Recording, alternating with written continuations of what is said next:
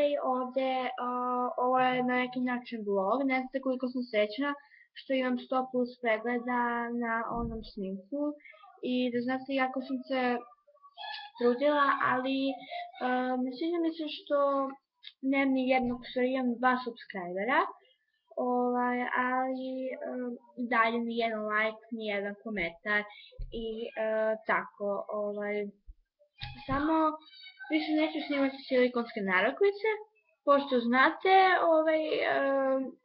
nije samo što su izašli, mislim ne znam da su izašli iz mode još, ali eto tako ne bi. Znači, spremit ću vam jedno iznenađenje, kada ako na ovom snimku budu 100 plus pregleda, spremit ću jedno iznenađenje i kad sakupim barem 5 subscribera, znači dobijate jedno iznenađenje. Ovako, dobila sam neka pitanja na Facebooku, ne samo od mojih prijatelja, nego i od vas. Prvo pitanje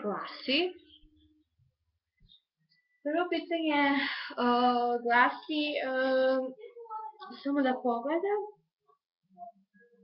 da li ćeš snimati nekoga su, pa ovako, gledajte. Trebalo bi da snimam Sims 3 ili Sims 4 i naravno snimat ću, inače to mi je bilo i u planu. Dobila sam znači 3 pitanja, evo, pročitat ću drugo. Drugo pitanje je, da vidim, gledajte ovako, drugo pitanje je bilo kako se zoveš. Sweetie K. Šalim se, naravno, zovem se tako. Treće pitanje je bilo da li ćeš da snimaš Minecraft Pocket Edition.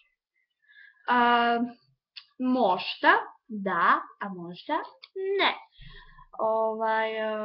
Inače, to nije mi bilo u planu, ali potrudit ću se da nešto uradim. To bi bilo to. Vidimo se u sljedećem tutorijalu, odnosno u sljedećem iznenađenju. Bye!